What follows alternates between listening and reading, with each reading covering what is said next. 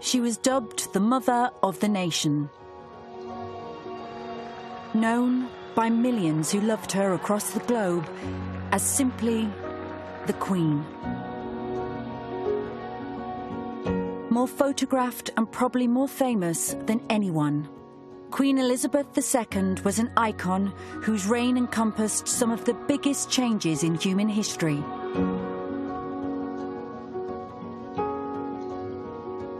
Her life and her death, and the extraordinary 10 days that have followed, are now part of that same history,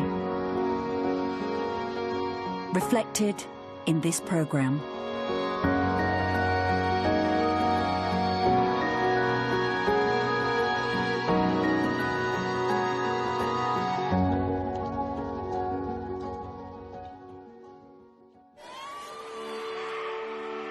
Queen Elizabeth has been a constant in all our lives, a point of stability for a nation striving to seek its place in an ever-changing world.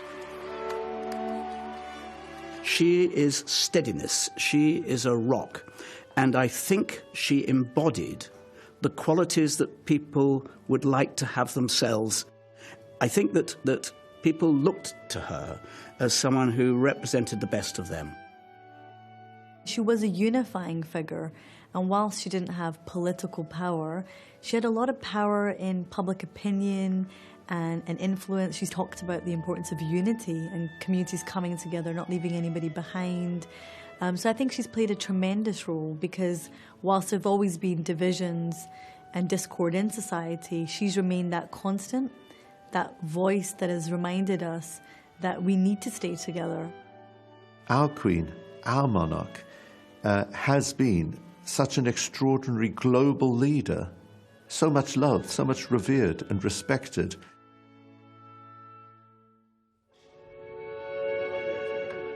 Just a fortnight ago, we seemed a very different country. Our focus was, rightly, on the economy, the cost of living, and a brutal war in Europe.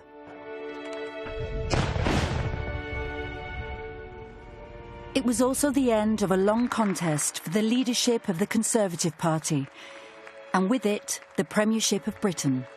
Liz Truss is elected as the leader of the Conservative and Unionist Party. Liz, come up on stage.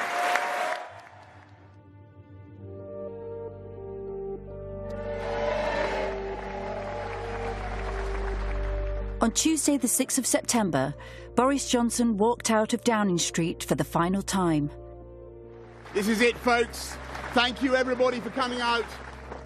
A Prime Minister, forced out of office, headed to Balmoral Castle in Scotland to hand his resignation to the Queen.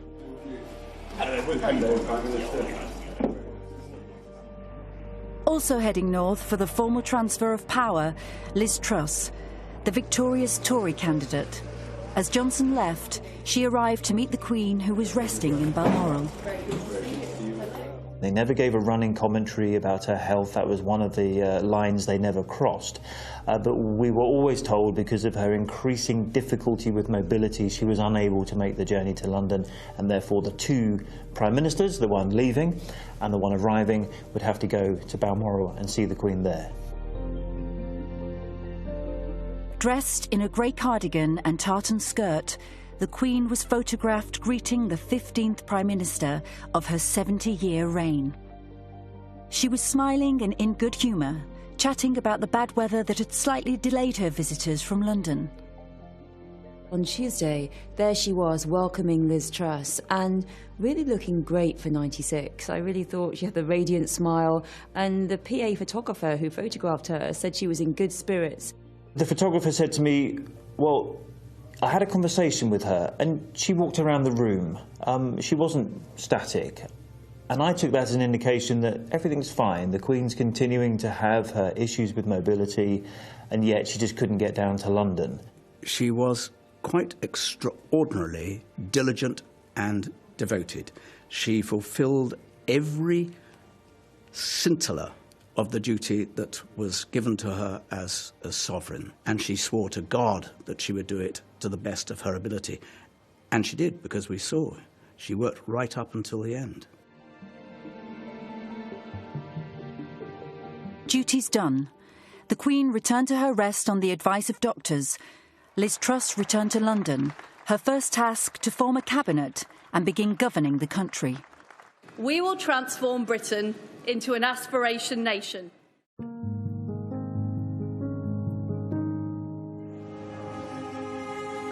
Wednesday, a new day dominated by politics. But there were also signs that things weren't quite right at Balmoral. I think holding a Privy Council meeting for a new government and a new Prime Minister is very important. We got used to the Queen doing things virtually. She did plenty of virtual audiences from Windsor. This one, she couldn't do.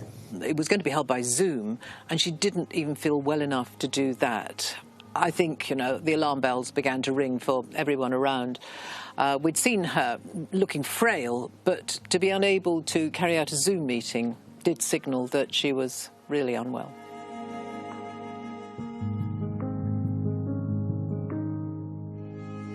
On Thursday, at 12:30 in the afternoon, just 48 hours after meeting her new Prime Minister, Buckingham Palace announced that the Queen had been placed under medical supervision after doctors again ordered her to rest. And in Parliament, as Liz Truss prepared to face questions from the opposition, the Speaker of the House articulated what everyone else was feeling. I wish to say something about the announcement which has just been made about Her Majesty. I know I speak on behalf of the entire House when I say that we send our best wishes to Her Majesty the Queen, and that she and the royal family are in our thoughts and prayers at this moment. But there was a sign that the gravity of the situation was becoming more clear, in the form of notes passed along the benches. We saw that message passing in Parliament when it was very clear that something was happening, something that required you to interrupt the Prime Minister during a debate which she was leading. So I think that fueled speculation that it had to be something really, really major and might very well concern the Queen. To have a Prime Minister who's appointed on the Tuesday and then is informed less than 48 hours later that the monarch may not survive the day is totally unprecedented. We also were told by royal officials that members of the Queen's family were flying in a plane from London to Aberdeen to see her in Balmoral. I think we knew then that something was very seriously wrong, and Buckingham Palace wouldn't have told us that information unless the Queen's health was failing quite dramatically. Concern for the Queen was spreading across the country. Well-wishers began turning up at the royal palaces. As a nation, we collectively held our breaths. Just want to wish the Queen a swift recovery. She's an inspiration to the youngsters, amazing woman that she is. We went on air at 5 o'clock that evening, and at that point we really only had the earlier statement from Buckingham Palace that the Queen was under medical supervision. But then we had pictures coming into us of the plane landing in Aberdeen Airport, carrying the Duke of Cambridge and the Earl and Countess of Wessex and the Duke of York as well. Then we found out Prince Harry, the Duke of Sussex, was also flying up to Balmoral. None of the signs were looking good.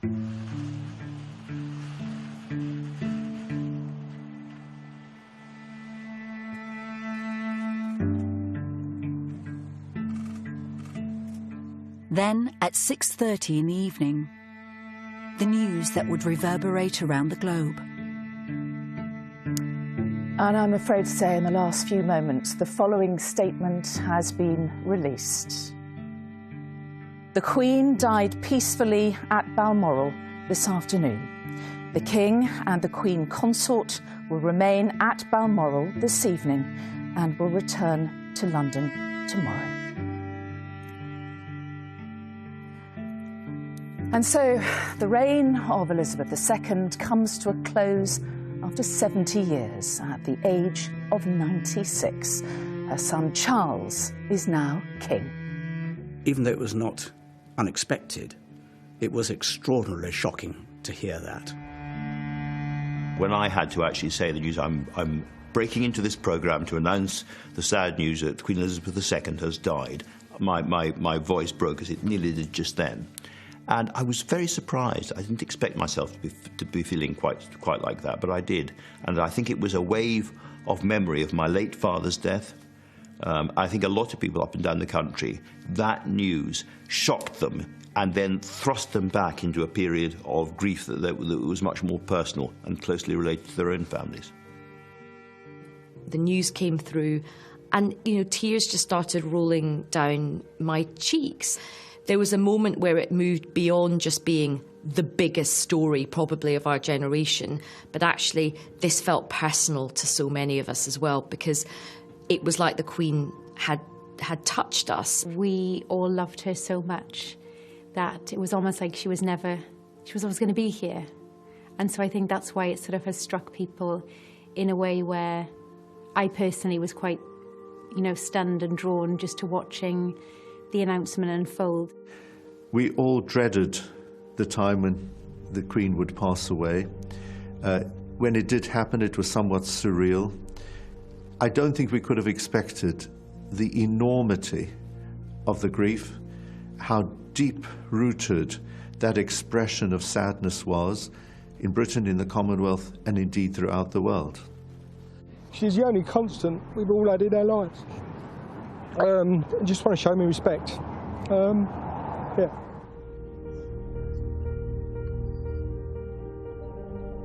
It is really sad. It makes me very emotional. She's just always been there for us. She pledged her life, and she has stood by that very word. She has. I didn't think I'd feel so sad, personally. I had a little cry walking around the corner. We are all devastated by the news that we have just heard from Balmoral. The death of Her Majesty the Queen is a huge shock to the nation and to the world. I can't remember such an enormous and awe-inspiring and terrifying, frankly, in-tray for a new Prime Minister with relatively little personal authority in the country. So all of that has to happen, and then the Queen dies. Absolutely extraordinary. The passing of Queen Elizabeth marks the end of an era. Our nation is in mourning.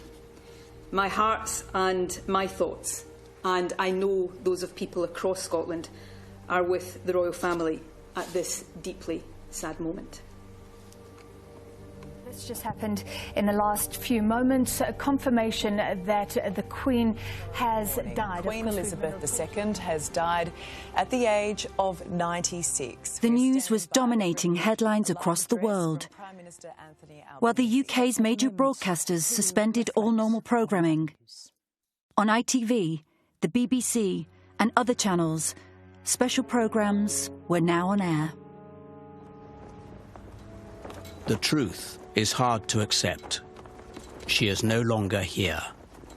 The Queen is dead. Britain and much of the world is in mourning at the loss of the sovereign at the end of a reign that lasted longer than any other in the nation's history. I remember the Queen first at the coronation. I saw it on television, a black and white screen, and was mesmerised by the event. I think for many people, it was just sort of woven into my own life, not there all the time, but there. And I think that's why one feels an unexpected degree of grief at her departure, at her death. I think it's all related to the type of person she was.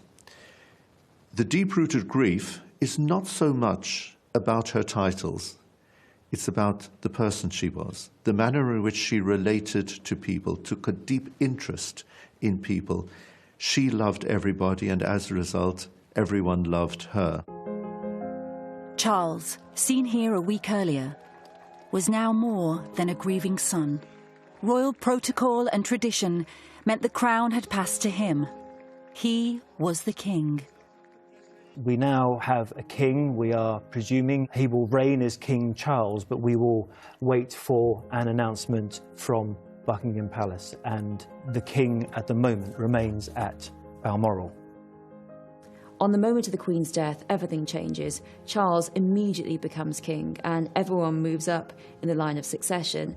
And also, everything that had been of the Queen's name is now of the King's name.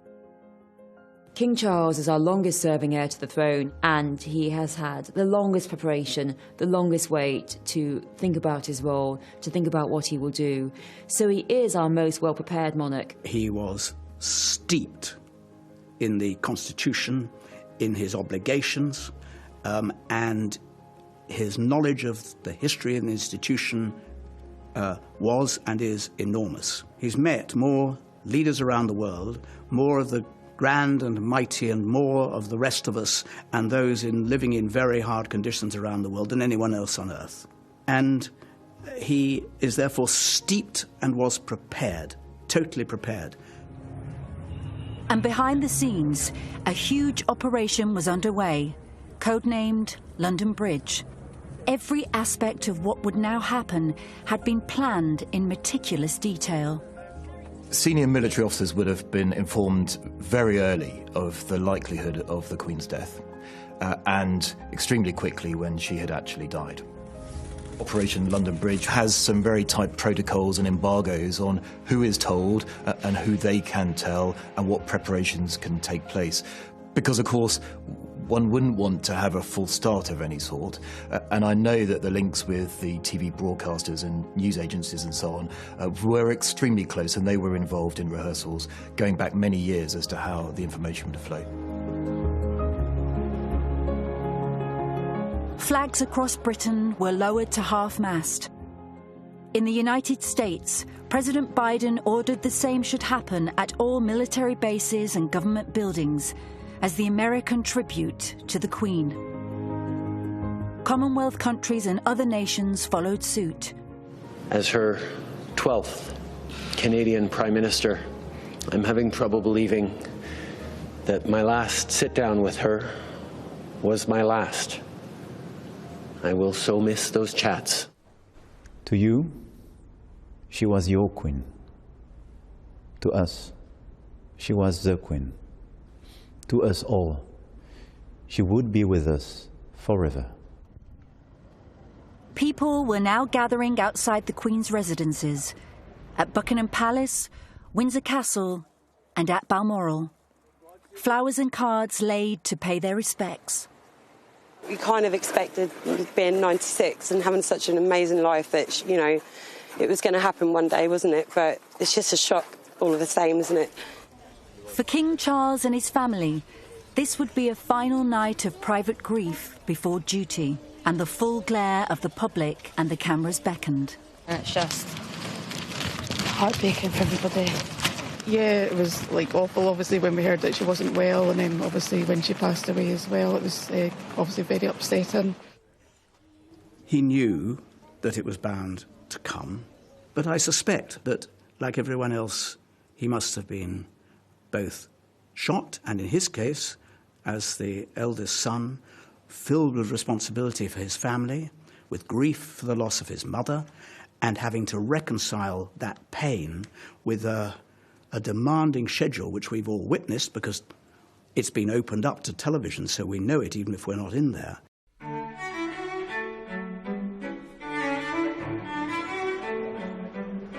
Friday, the 9th of September.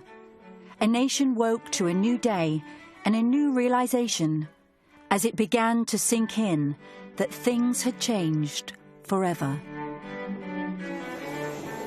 For King Charles and Queen Consort Camilla, there was little time for reflection. That morning, they left Balmoral and headed for their new home, Buckingham Palace. When they arrived, crowds were waiting, offering both their condolences and their warmest wishes. He got out of his car outside Buckingham Palace.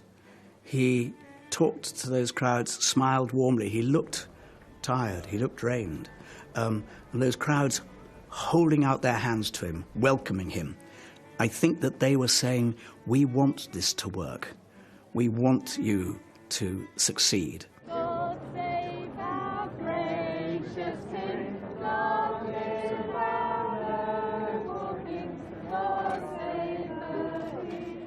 My heart was pumping to see him, honestly.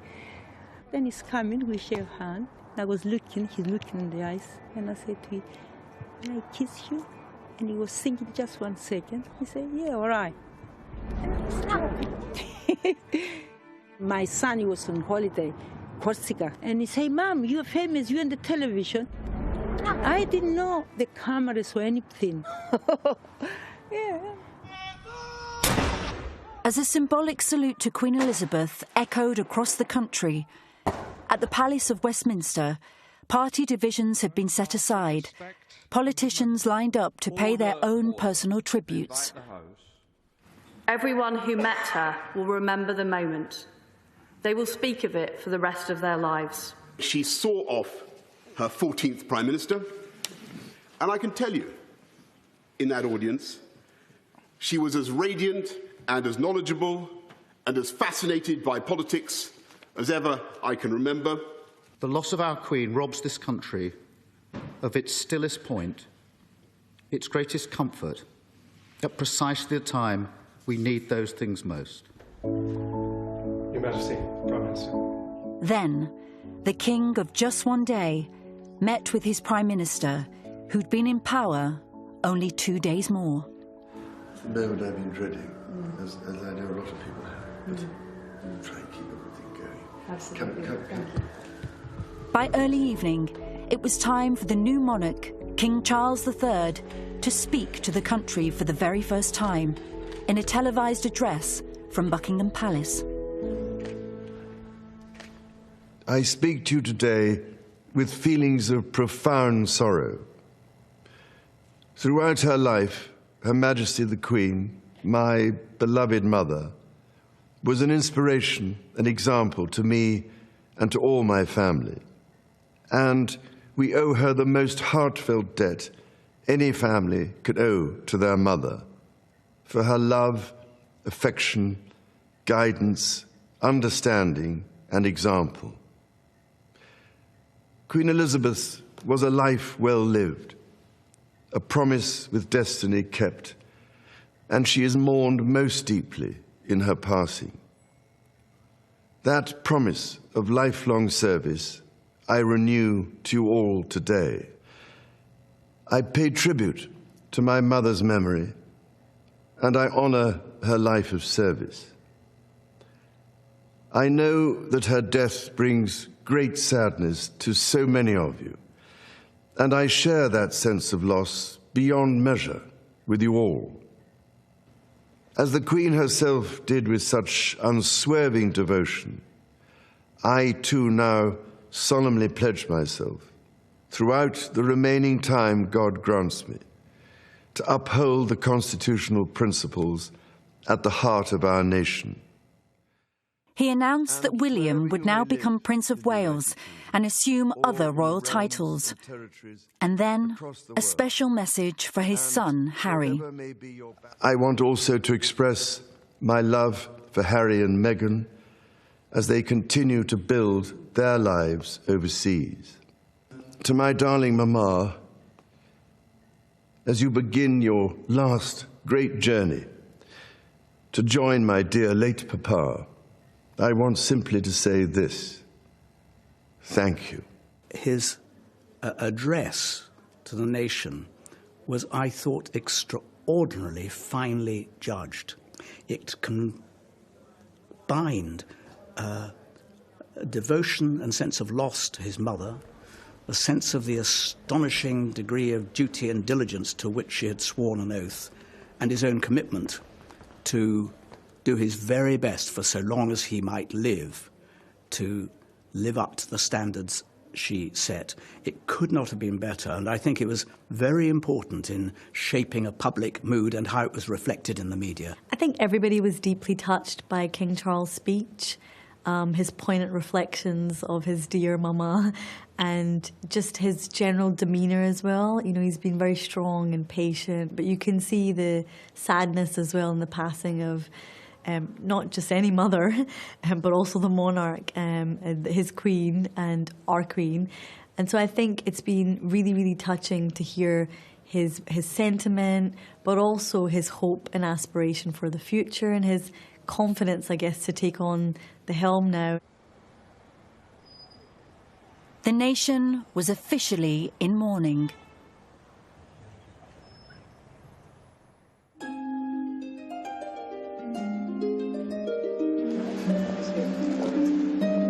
It was now 2 days on from the death of Queen Elizabeth II. Back in Balmoral, members of the royal family were seen outside the castle, visibly moved by the steady stream of flowers and messages that had been left by the public. But in London, there were more formalities to attend. A 1,000-year-old ceremony to officially announce the Queen's death to the great and the good of the Privy Council, accessible to all for the very first time via a live television stream. Within St James's Palace, the Accession Council. In the front row, the remarkable sight of all former living Prime Ministers, side by side, to witness the formal declaring of a new king. My lords, it is my sad duty to inform you that Her Most Gracious Majesty, Queen Elizabeth II, has passed away. After paying tribute to his mother, the new king then took the royal oath, a promise made by every sovereign to the nation for more than 300 years.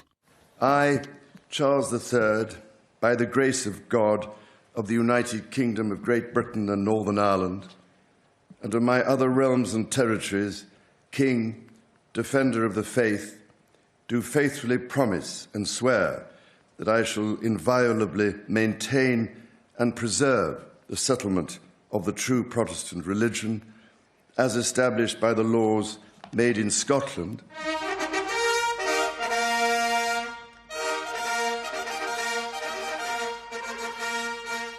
And then, as is tradition, Charles was officially proclaimed king to the public.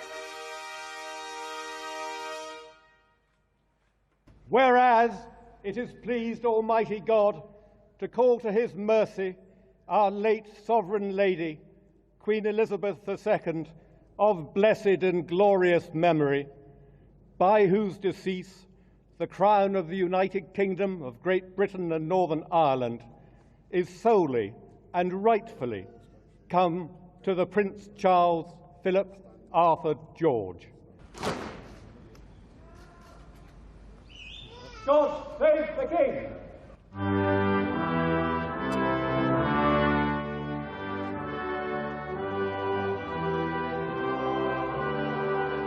A tune so familiar, but with striking new words.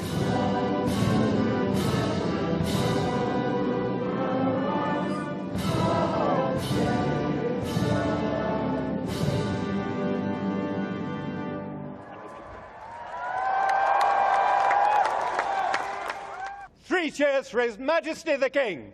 Hip, hip! Hooray! Hip, hip! Hooray! Hip, hip! Hooray! A day imbued with history, planned and carried out to perfection. And now, a royal age with a new king, the Supreme Governor of the Church of England, head of the armed forces, and head of the state. To be a successful monarch, you can't force your views on people. You cannot impose your will. You do have to listen to your citizens across the regions, across the nations, across the realms, across the territories. You have to do it with consent. And if you are open-hearted to what your citizens want, that increases your chance of them being affectionate towards you as monarch and wanting to help keep you in your position. It's a sort of symbiotic relationship, and I think he should understand that. A lot of people around him have said that he wants a different kind of monarchy, a subtly different kind of monarchy. He has to keep all of the warmth and the support that came from his late mother, but he wants to do his own thing. And perhaps that means a slightly more frugal monarchy, but he wants a sort of tighter core monarchy, fewer relatives, as it were, paid for by the state. He said to me once in an interview that people forget that he has a profound love for this nation and would want to do his best. Now, he's been known for a kind of activism on subjects that might be a little more difficult for him to address now that he's the king.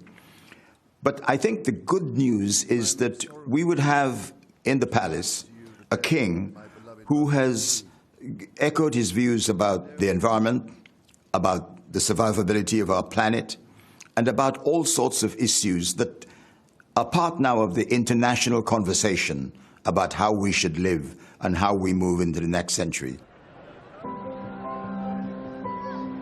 Back in Windsor, on the same day that Charles was proclaimed, a surprising development. The Fab Four, as they once were dubbed, side by side once again. First time we'd seen them side by side for 2 years. And I think everyone was absolutely delighted to see them. And they spent quite a long time greeting the crowds. And I think it was very brave, probably, of Harry and Meghan particularly to do that. They probably weren't quite sure of the reception they got. But I think it meant a lot to everyone who gathered there.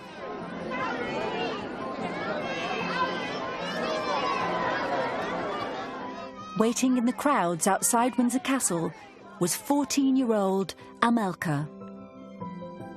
Me and my mum were lucky enough to get, like, right next to the barrier, so we were, like, the people's eyes behind us. So we were telling them what was going on and everything, and people were very excited.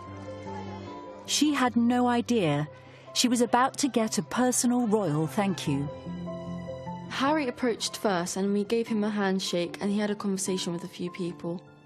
And then Meghan approached me, and she was just asking me, like, my name and how I am. What's your name? Amelka. Amelka? Oh, beautiful. Thank you. Thank you for being here. It means so much to the family. We appreciate it. Thank you. She was very, very sweet about everything. And then I asked her for a hug. Can I hug you?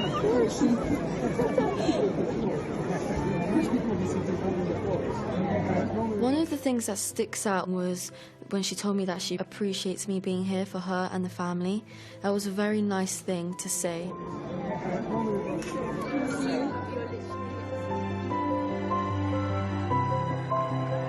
You could see that reaction from the crowds. You could see the relief that they had that the four of them were back out together. Prince William held out an olive branch to his brother, and he knew he needed to do that so that the royal family could get through this week. He knew he needed to do it in memory of their grandmother, who they both loved very much.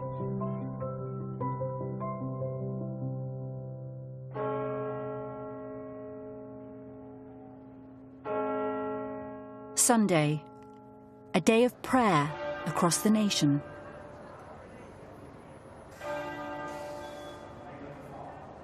We wanted the service today both to reflect thanksgiving for the life of the Queen, but also a sense of loss at her death, but also to celebrate with the new King.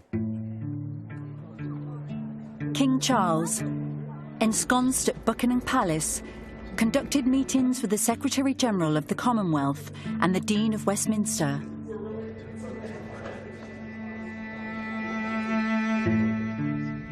Hundreds of miles north, in Balmoral, local people, so used to hosting the Queen and her family at the heart of their small community, gathered to witness the nation's mother and grandmother embark on her last journey.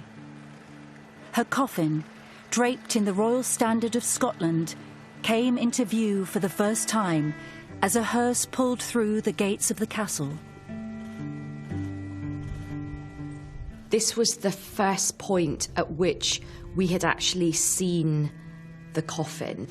It was a very sad moment, it was a very powerful moment, but I think for Scots, the fact that the world's eyes for the first time laid on the coffin was at her beloved Balmoral, it was in Scotland. So I think that moment had real weight, particularly for Scots. She's much loved in this area, and I thought it was fitting that people came out to see her, pass their respects on for her. And you'll see the photographs of her walking around the streets of Ballater and going into the butcher's shop and so on. Yeah, so she was very much sort of part of the furniture, really. Balmoral, indeed the whole of Scotland, was a place she adored, a land of happy memories, from small child to young mother to Queen. The Queen was incredibly loved in Scotland because she loved Scotland herself so much, and Balmoral was like a wee piece of paradise in the Highlands for the Queen, as it had been for Queen Victoria. Balmoral was absolutely her happy place. A special ITV documentary reflected why it meant so much to her. Away from official duties, for the Queen, summer holidays was a time for family and enjoying the rugged beauty of her secluded Highland home, Balmoral, an estate bought for Queen Victoria by Prince Albert in 1852. Balmoral has been a favourite with successive generations of the royal family. It's just peaceful, it's secluded. It's a place where the Queen could absolutely relax. She could do anything she liked, when she liked, without anybody spying on her, without anybody reporting on what she was doing. And it just provided that sort of home from home, again, not ostentatious, not luxury, but very functional.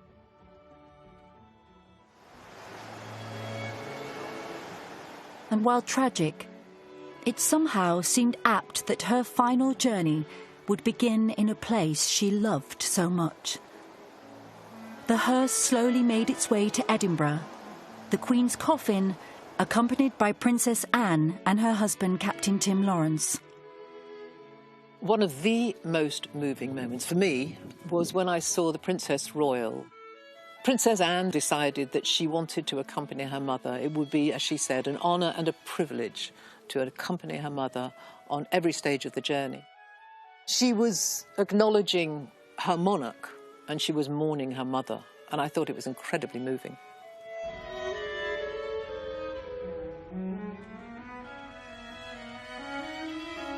Local farmers used their tractors to form a guard of honour as the cortege passed by. When we heard the news, we came together as a community, as farmers, and paid tribute to Her Majesty. I drove down with my two boys in the tractor. My wife came down with our other vehicle with the pipes in them, so we all kind of got our positions and got set up and gave them a wee tune-up, and we kind of waited for the procession to come. As the Queen went past, I played Amazing Grace to honour her, yeah. It was something that will never be repeated again, and it was something really special. That we were able to give her the send-off, and the fact it was just a silence except for the bagpipes, like something that'll be in my memories forever. A little further down the road, it was a group of horse riders lining up to pay their last respects. The idea came about on Saturday night, and on a spur-of-the-moment idea, get some horses together to stand at the side of the motorway to pay tribute as she passed. So I popped a post on Facebook. Little did I know my Facebook Messenger was going to go pretty mad. Within the first 5-10 minutes, I had 10-15 horses all ready to come and join us. And the next morning was the same. So we ended up with 32 horses and riders and a further 40 to 50 people on foot as well to support from the side of the road. So it was amazing. Within the group of us that got together, there was definitely a big sense of loss. We were gathered to pay tribute, but it's until you saw her pass, you still didn't quite believe it. As the hearse continued its 6-hour journey to Holyrood House, Charles's ascension to the throne was simultaneously proclaimed in Edinburgh, Belfast and Cardiff at the stroke of midday. God save the King.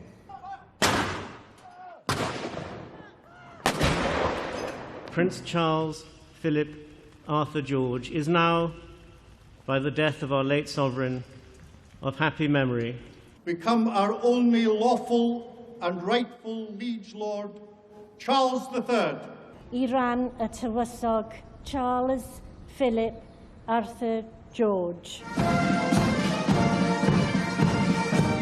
Joy and sorrow, I think, is the passing of the Queen and the incoming of the King. Today's been a wonderful occasion. Pomp and ceremony is what we do best. It was a chance for us to actually participate. We've watched it non-stop on television, but this makes you feel more part of what's going on.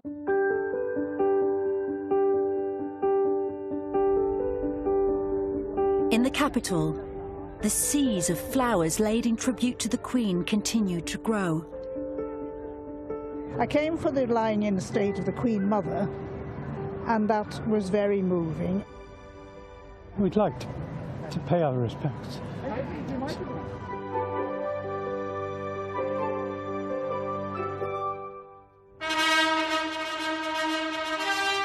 And just 4 days after his mother's death, King Charles, with the Queen Consort beside him, arrived at the Palace of Westminster to address both Houses of Parliament and dedicate himself, as his mother had, to the service of the nation.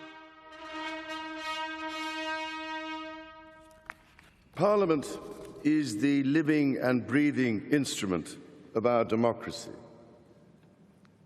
That your traditions are ancient, we see in the construction of this great hall.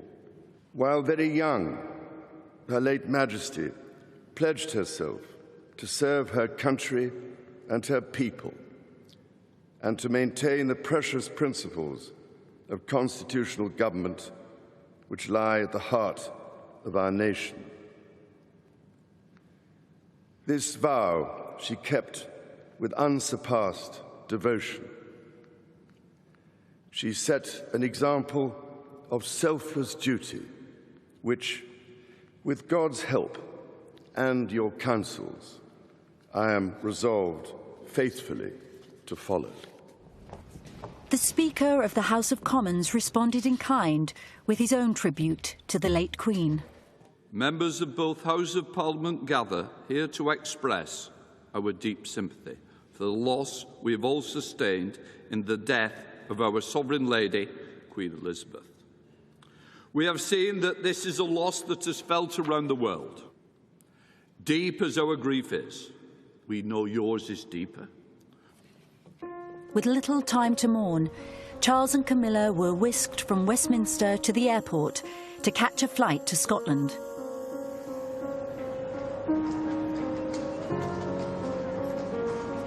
A short time later, in what was to be an intensely emotional commemoration, the new king joined the procession, carrying Queen Elizabeth's coffin through Edinburgh's Old Town to St Giles Cathedral.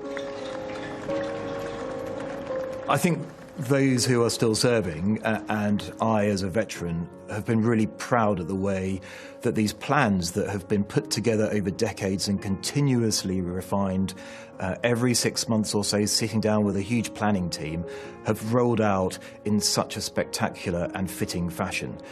And one thing that really caught my eye last week, a very young officer, probably commissioned from Sandhurst in only the last few months, leading the coffin of his late Queen into the kirk in Edinburgh for her to lie in state. He's only just joined the army. Behind him, the bearer party of 8 Scottish soldiers. What an incredibly powerful moment for them, and something that they will never forget for the rest of their careers, whether that be 3 years or 30 years. Inside, a service of thanksgiving and reflection. St Giles's Cathedral is a beautiful but also very historic, important place in Edinburgh. It's a bit like the Westminster Abbey of Scotland, and it brings together monarch, state, constitution, politics, and of course religion and faith. For everything there is a season and a time for every matter under heaven, a time to be born and a time to die.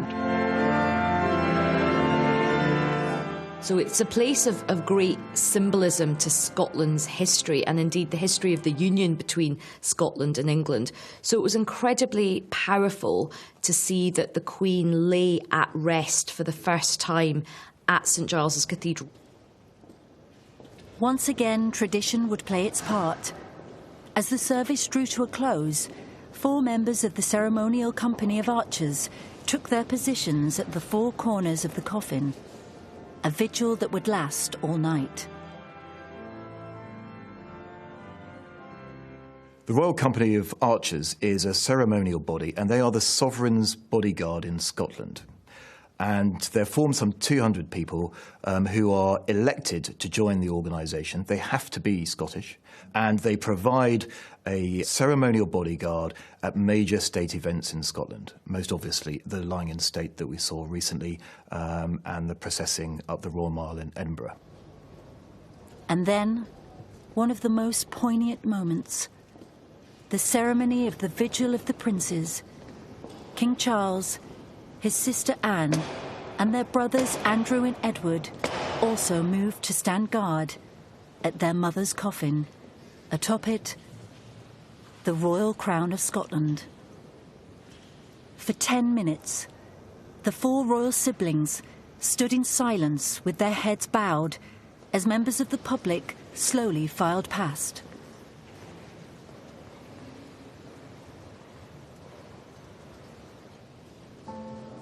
Most of the late Queen's children have served in the armed forces, and indeed grandchildren. And for the Vigil of the Princes in Scotland, the King actually wore Scottish mourning dress, but his sister, the Princess Royal, was wearing her naval uniform. Prince Edward was wearing the uniform of the Royal Yeomanry, of whom he's Colonel-in-Chief, and Prince Andrew was wearing mourning dress. The most important thing to remember about the armed forces in the United Kingdom is that we serve the Crown. Therefore, it is important for military people to see those members of the royal family have a connection with the military. Then, it was the turn of the Scottish Parliament to hear from the new king. Through all the years of her reign, the Queen, like so many generations of our family before her, found in the hills of this land and in the hearts of its people a haven and a home. My mother felt, as I do, the greatest admiration for the Scottish people, for their magnificent achievements and their indomitable spirit. And it was the greatest comfort for her to know, in turn, the true affection in which she was held. The knowledge of that deep and abiding bond must be to us a solace as we mourn the end of a life of incomparable service. While the nation's grief is for our Queen, the royal family's is for their beloved mother, grandmother and great-grandmother. Today, on behalf of the Parliament and people of Scotland, I offer my heartfelt condolences to Your Majesties. The Queen had died in Scotland, and that was hugely significant because Scotland is a place where there is quite a lot of republicanism, particularly in the Scottish nationalist side of the political argument. The SNP have been in power for a long time. They're a very big, powerful force. Their leader, Nicola Sturgeon, wants a new referendum on Scottish political independence pretty soon. And inside that movement, there are a lot of people, particularly younger people, who want not just an independent Scotland, they want an independent Scottish republic. I actually watched him go into the Scottish Parliament. He was wearing his kilt. And people really appreciated it. Lots of people in the crowds spoke to me and said that they were really moved by the fact that he had come to Scotland.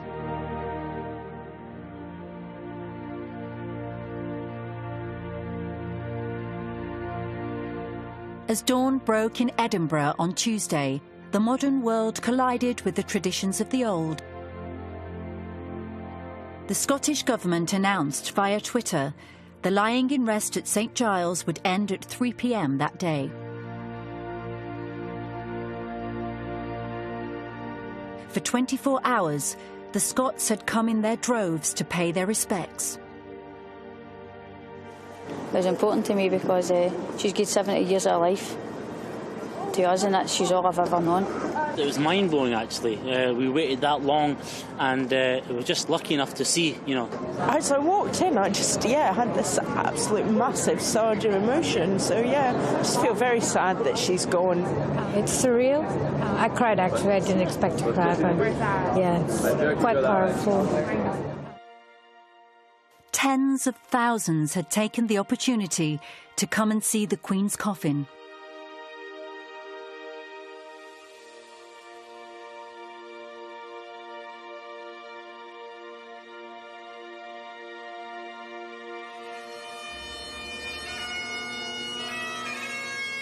At 4:30 p.m, Her Majesty's coffin was carried through the doors of the cathedral to a waiting hearse.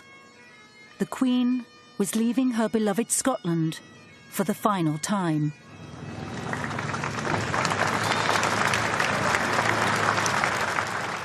Thousands lined the short route from the cathedral to Edinburgh Airport, where an RAF C-17 Globemaster was waiting to fly the Queen's coffin to London.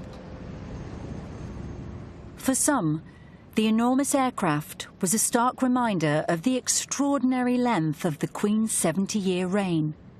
When she took the throne in 1952, the RAF was still flying Vampires, Hawker Hunters and Lancaster bombers.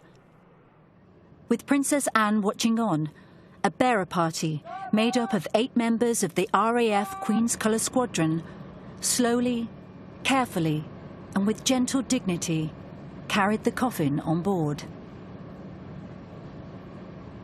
I watched the coffin being borne into the back of the C-17 aircraft at Edinburgh Airport in order to come down to London for that last journey back down south. And firstly, having been on a C-17 many a time myself, you don't see from a distance quite how steep the ramp is. And yet the bearer party, carrying this very heavy lead-lined coffin, had to make its way up there in their highly polished drill boots.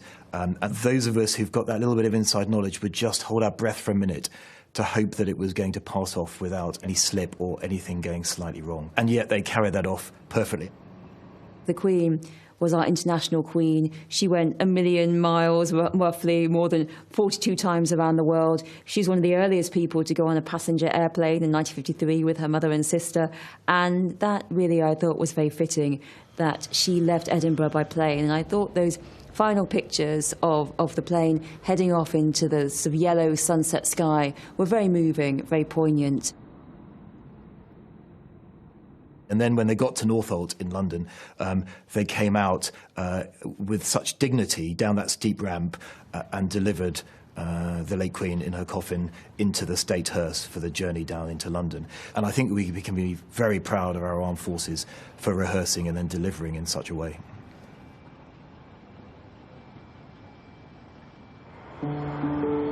The King, meanwhile, had flown to Northern Ireland earlier that day, part of his tour of the nations as the new monarch, directly engaging with his subjects. It was testament to how much times have changed that a royal walkabout provoked few security concerns. That's a sign of change. It's also the legacy of the Queen, even in her death, because she was the one who made that possible by reaching out her hand to Martin McGuinness. For Unionists, she is celebrated for what she represented, their Britishness. For Nationalists and Republicans, she's celebrated for what she did. That 2012 handshake between the Queen and the former IRA commander turned politician was an historic moment in the peace process. Martin, how was it to meet the Queen? Very nice. This was two histories, two conflicting versions of the past and indeed of the future, shaking hands and offering me as someone who lives in Northern Ireland, my children, my grandchildren, a future in which Britain and Ireland didn't have to be in conflict.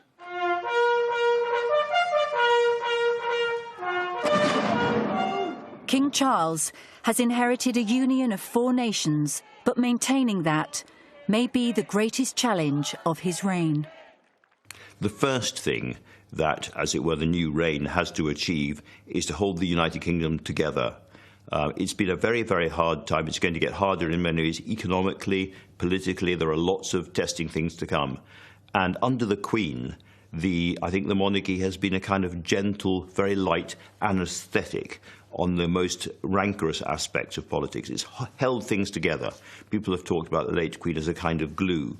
Now, Charles is a different character, but he has to achieve that kind of cohesiveness. Somehow he has to be able to talk to different parts of the United Kingdom, and I don't just mean geographically. He has to talk to people who feel excluded from the economy and society, people who are in trouble, as well as people who are rich and wealthy and self-regarding.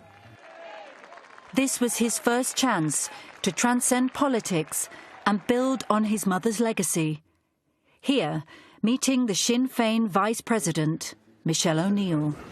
Well, she played a great role here in terms of reconciliation and building peace, so it's the end of an era for sure. King Charles knows Northern Ireland very well. He's been here 40 times or more. He knows the leaders of Northern Ireland. He knows the leaders in Ireland. He knows that to maintain the thaw in relations between Britain and Ireland, to maintain the progress we've made in the last quarter of a century, you need to keep talking to people. You need to keep engaging with people. And I think he has engaged enough, and he's seen his mother engage, so that he will keep that going. And if he does nothing else other than constantly remind people of the need to talk to each other and to listen to each other, that will be important. That will be significant.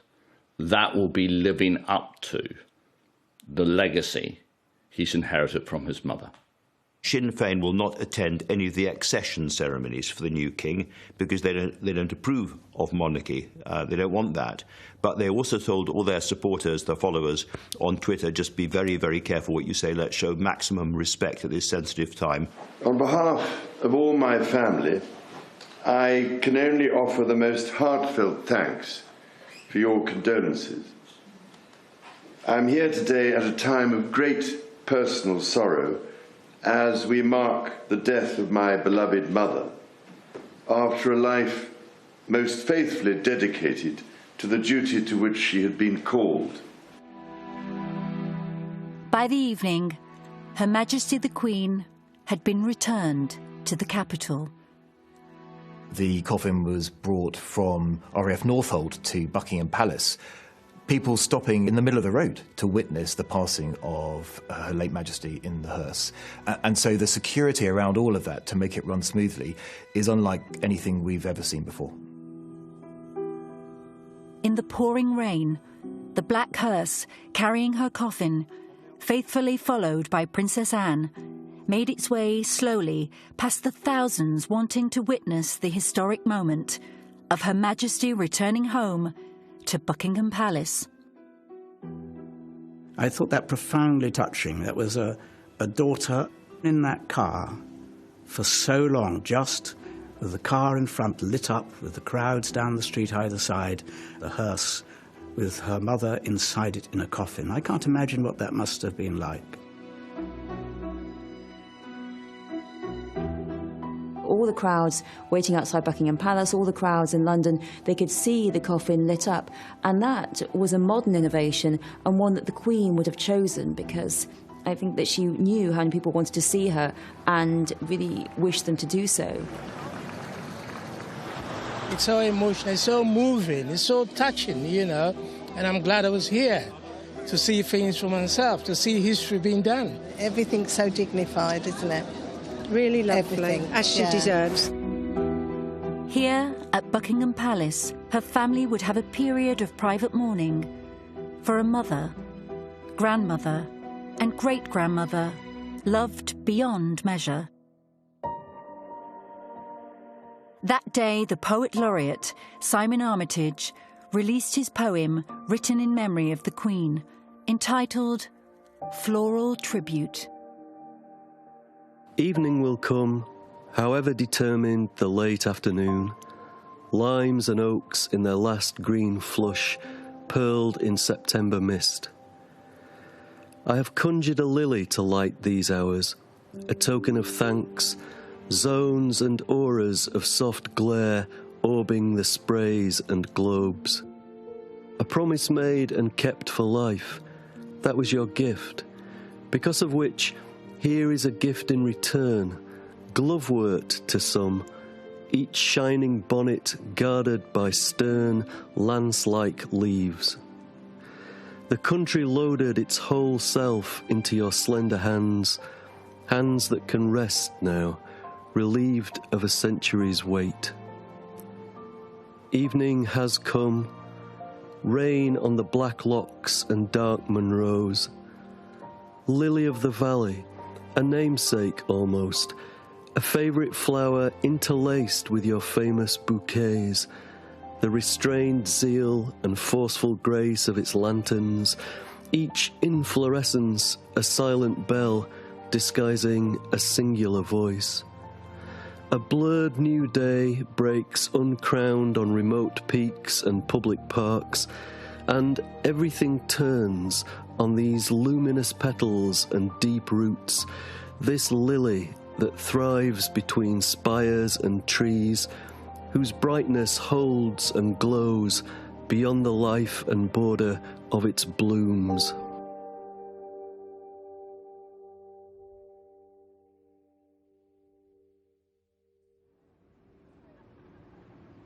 Perhaps all too soon, a new day and more ceremony. At 2:22 in the afternoon, the gates of Buckingham Palace opened for the next stage of the Queen's journey. Once again, thousands had gathered to witness the funeral cortege as it processed along the Mall.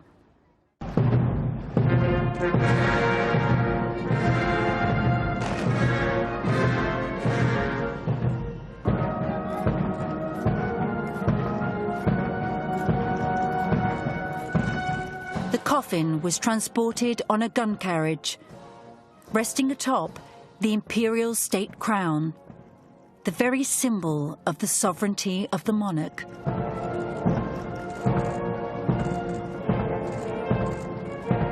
Adorned with nearly 3,000 precious stones, the priceless crown had been first worn by the Queen after her coronation, and then at every state opening of Parliament since.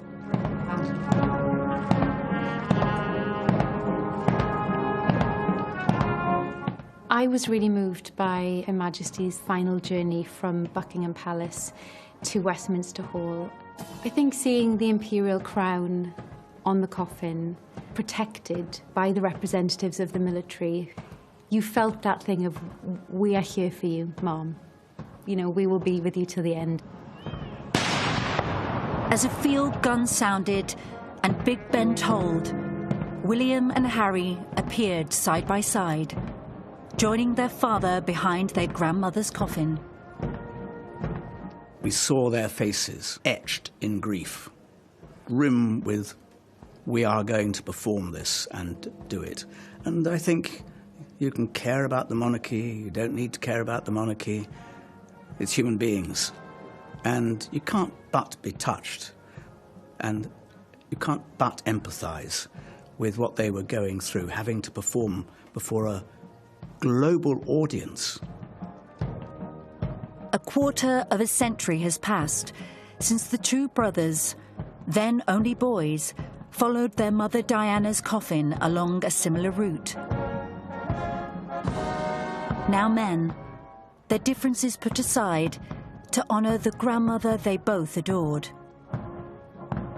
I think we're all watching the royal family and sort of empathising with what a difficult time it must be for them, you know, dealing with such a great loss. Meanwhile, having responsibilities to, you know, to be going through and wanting to send off their family member in the most respectful and loving way. And so I think we're all sort of looking at them with admiration and sending, you know, thoughts and prayers to them to give them strength at this time. Ceremonial London was bathed in late summer sunshine as the Queen's children and some of her grandchildren marched half a nautical mile to Westminster Hall. I think you felt the sort of heartbreak of the people watching. And then, you know, every now and again, a sort of burst into applause. And made me tear up, you know, because people just were so thankful for her life and so thankful for what she had done. Once there, the royal family left the Queen to the care of the armed services, whom she herself had cared so much about. She was the mother of servicemen and the grandmother of people like the Duke of Sussex who served in Afghanistan. And she understands the pressures that they are under. She understands the danger that they're sometimes in. She didn't just see the ceremonial or the operational capability. She saw the family life, the impact on families and friends, and the amount of sacrifice that service people have to make as they go through their duties. A double tap by His Majesty's bodyguard of the Honourable Corps of Gentlemen-at-Arms signalled the start of the lying in state. There have been 7 lying in states, and William Gladstone was the first to do so in Westminster Hall. The difference was that the TV cameras were not there. I think really, to me, is very poignant that when a monarch goes to visit their parent who is lying in state, they know that the next time such an occasion will happen will be their own passing. The hall would soon be open for the public to pay their respects. Thousands began to queue.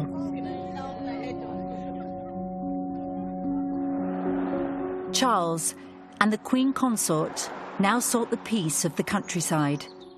A small but welcome break in a hectic schedule, giving the King 24 hours of solitude to reflect on the days past and prepare for the public duties that still lay ahead.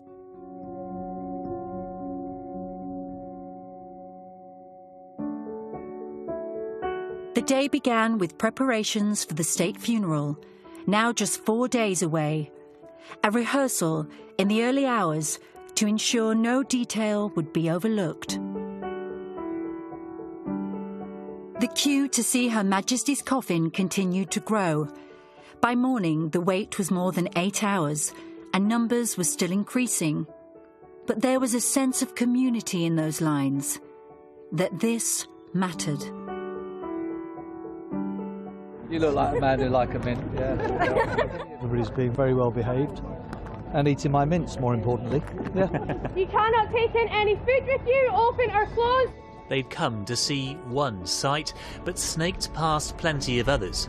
The queue stretched back to the London Eye, alongside St Paul's Cathedral and down to Tower Bridge, opened by the Queen's great-grandfather. About a couple of hours. Yeah, a couple of hours. Yes. But you obviously felt it was worth doing this today. Absolutely, yeah. But we're nearly there, and it's our respect, isn't it, for her? I always thought that hundreds of thousands, if not millions of people would want to come and file past the Queen's coffin, the lying in state. It's a personal moment with your monarch. And it's also you being part of history. And you won't see the like of this again.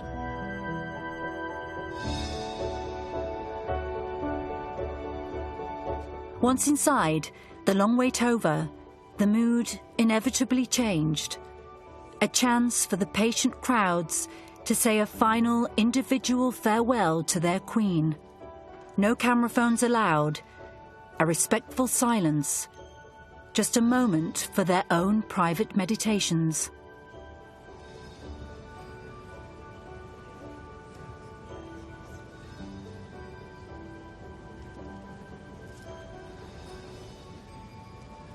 it's been fun walking through the queues and everything, and then it's very different and somber in there.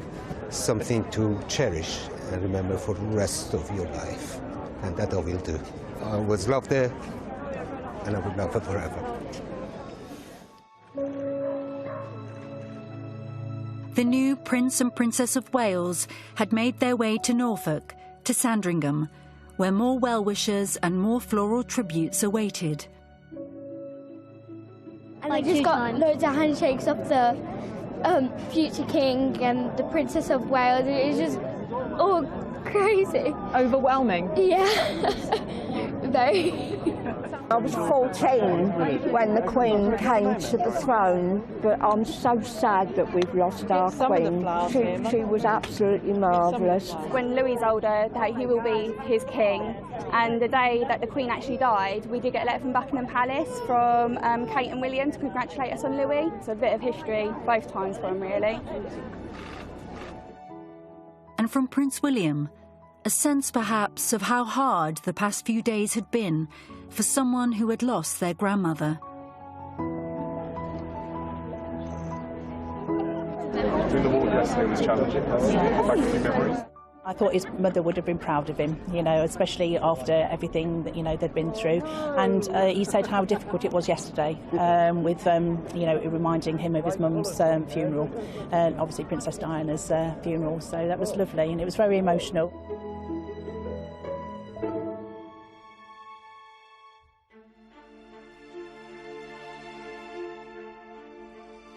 The final day of the King's tour of the nations, Wales, a place he'd visited many times as a prince, and a country close to his mother's heart.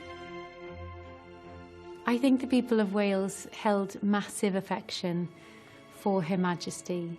You know, I think that they loved her, you know, and admired all that she has done, her dedication, her duty. That bond was cemented by one of the biggest tragedies of her reign, the Aberfan disaster, when 144 people, most of them children, died after a colliery tip collapsed.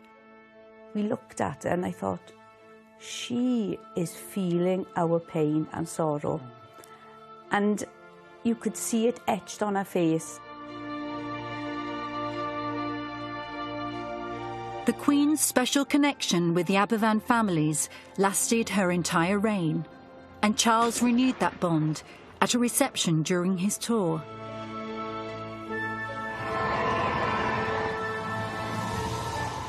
Earlier in the day, hundreds turned out to greet the King's arrival with the Queen Consort. Flags of the Union and flags of the nation raised in welcome.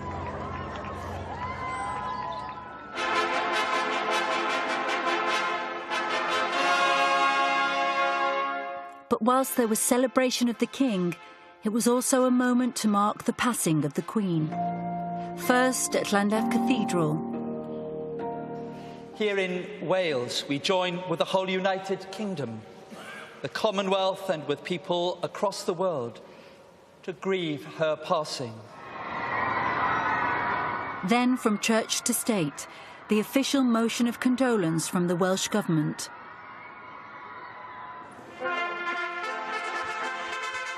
There is a sense of transition in Wales. This morning we came together in a service of reflection at Llandaff Cathedral to look back over a reign unrivalled in its length and its reach.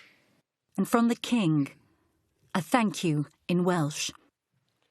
Llywydd, Prif Weinidog, aelodau o'r Senedd, diolch o galon I chi am eich geriau caredig. I am deeply grateful for the addresses of condolence which so movingly paid tribute to our late sovereign, my beloved mother, the Queen. Then it was back to London, where once again Her Majesty's 4 children stood vigil for their mother. For 15 minutes, with heads bowed, as members of the public filed past. The triple tap of the officer of the watch signalled the end of their vigil.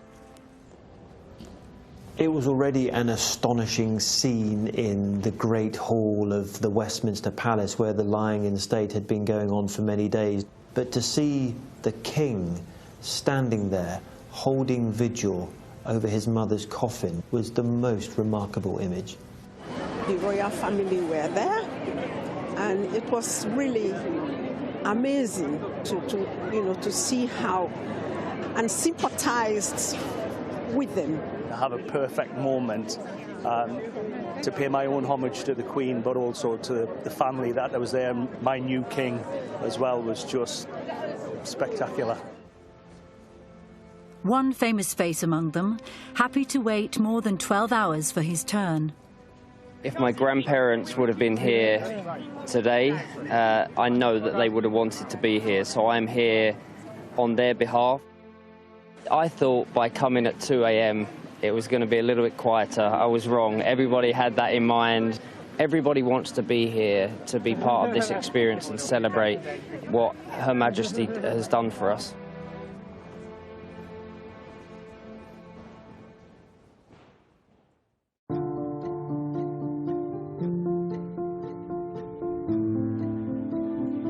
And still they came, in their tens of thousands.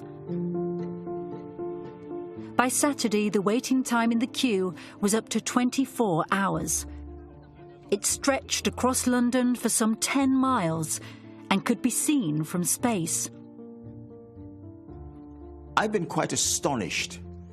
I knew that there'd be people coming out. I knew that there'd be queues. I knew that people would be, willing and anxious to show how much they appreciated her role in this nation and in the Commonwealth and in the world. But never did I think it would be so massive. And I'm not too sure we'll ever see the like again. Conscious of the enormous time people were investing, King Charles and Prince William made a surprise visit. You are more than halfway, I gather. That's right, more than halfway, 11 hours. How were you last night? You wrapped up nice and warm? God save the King! God save the King!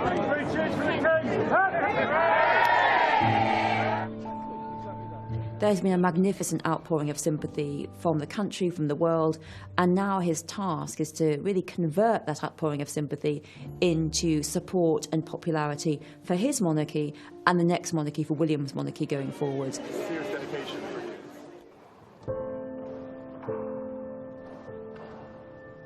On Saturday evening, it was William's turn to stand vigil in Westminster Hall alongside the Queen's other grandchildren. The Prince of Wales at the head of the coffin, his brother Harry, now in military uniform, at the foot, joined by their 6 cousins. These are ancient rituals which are demanded of them, but I think they also want to carry out. And I think maybe ceremonies and rituals like this help us all with the transition from an era that we knew to a new era. It's kind of a closing of the chapter and moving on to the next one. Then, as darkness fell, the sound of the bagpipes and of marching feet, more than 1,000 troops continued their preparations for the Queen's funeral, and still, people continued to queue. We had someone in the Queen who knew that everything else had to be put to one side. She had one job, and that was as monarch. That is why people in this country have so much affection. That is why people want to pay their respects to her. That is why people are queuing through the night to file past her coffin, because they know that she put the country and her job before everything else.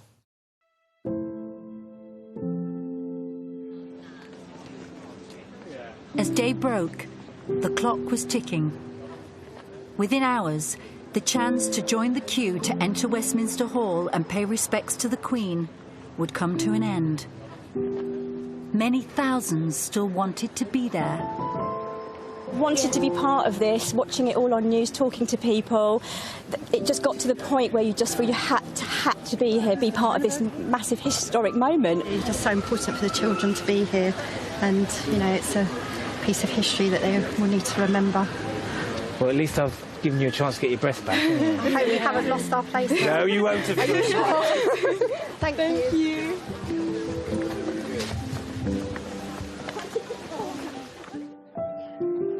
Sunday was also a day for the world's presidents and prime ministers, kings and queens, all of them arriving in Britain for what would be the biggest state funeral in our history. Plus, it's my duty. It was also one of the biggest security operations ever mounted. We've considered all those what-if contingencies, but we will have over 10,000 officers and staff on duty. In a moment of quiet reflection, President Biden visited Westminster Hall with his wife Jill, later paying his own personal tribute to the Queen. All the people in the United Kingdom, our hearts go out to you, and you were fortunate to have had her for 70 years. We all were. The world's better for her. As the queue to the hall slowly, very slowly, began to get smaller, a new one was forming. People camping out to get spots on the Mall where they would be able to see the funeral of the Queen. I was a girl guide, I was a scout leader, so I made my promise to the Queen and the country, so... So you feel like this is your duty? Yes, yes. The Queen is such an icon, and I don't know, as a woman I just feel that's like personal, and I didn't realise how much I really cared about the Queen until she died, really. She was an extraordinary woman. And, even people who are not very interested in the monarchy, and I know quite a lot of people in my own circle who are that, but they all acknowledge that she was extraordinary. And these were 7 decades of duty and love that she gave to us. And at Windsor Castle, where the Queen's coffin would finally be laid to rest, beside her beloved husband, Philip. It's a profound moment of love for the two of them to be together, of confidence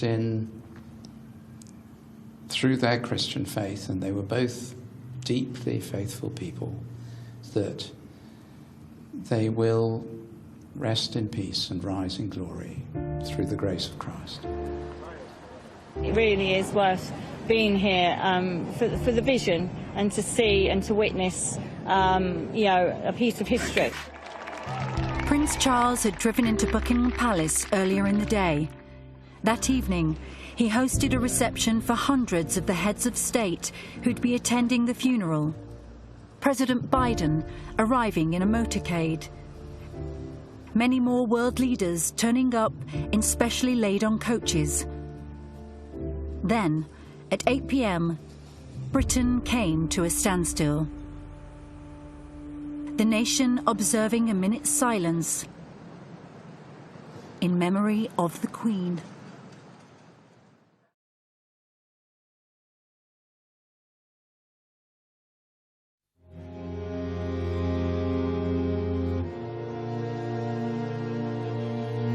Throughout the night, the final few paid their respects.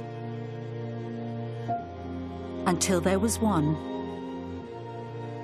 You can see by the way everybody's come, everybody's queued for hours and hours. I had a friend the other day, she queued for 18 hours and 45 minutes just to pay her respects. So it just shows you what a popular, really lovely person she was.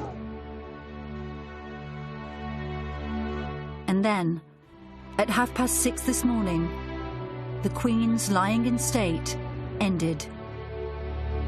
For 5 days, hundreds of thousands of people had filed past the Queen's coffin.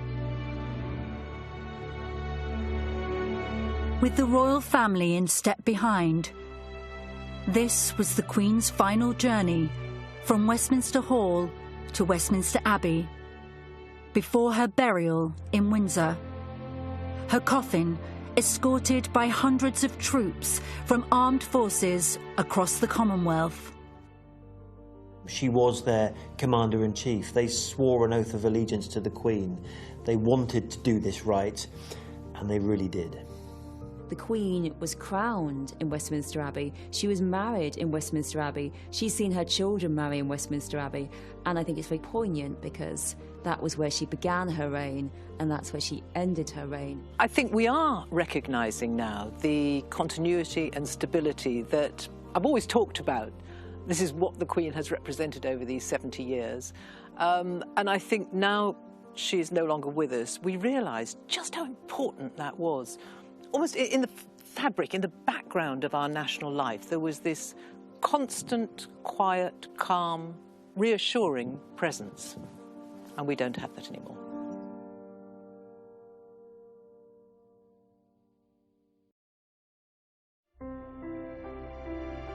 I think of one of the early speeches that the Queen gave, and she said, I can't be a traditional monarch, I can't lead you into battle, I can't administer justice, but what I can do is I can give you my heart and my devotion to these old islands. And that's what she always tried to do. She always tried to give her heart, her devotion, to devote herself utterly. That was the pledge she made, and that was the pledge she kept. The Queen, to me, was the embodiment of our nation, the physical embodiment of our nation. And the example that she set in her life was, I think, an example that I felt in my duties as a civil servant I wanted to follow, and I think a lot of people felt the same. One of the reasons why I loved her so much and grew to love her so much and grew to appreciate her so much was she was dutiful, she was diligent, she was hard-working, she was incredibly smart. I mean, of course she had a privileged life, but we didn't see her sort of gallivanting around or sort of filling her boots or, you know, sort of thing, what's in it for me. And she had a kindness about her as well. She is a lot of our history. We were Elizabethans. And also she has been so much the background of life, on all the money, on all the stamps, on most of the TV shows, you know, again and again we've seen her image, front pages of the newspapers. Whatever you think of the monarchy, she has been an absolutely irreplaceable part through most of the 20th century and well into the new century as well. For many young women, and for many women, she represents something bold and strong, that the Queen reigned, you know, for such a long time. I think she represents a strength in leadership, and she was pioneering for her time to be a woman in charge. We have seen so much unity over the past 10, 11 days, such an enormous sense of harmony. The Queen in life brought people together. In death, she brought us even closer together. Now we have a responsibility to pay tribute to her legacy by preserving that sense of unity. I think she'll always be remembered as somebody who was the embodiment of what duty meant and what service meant. She never shirked from that declaration that she made when she was very, very, very young.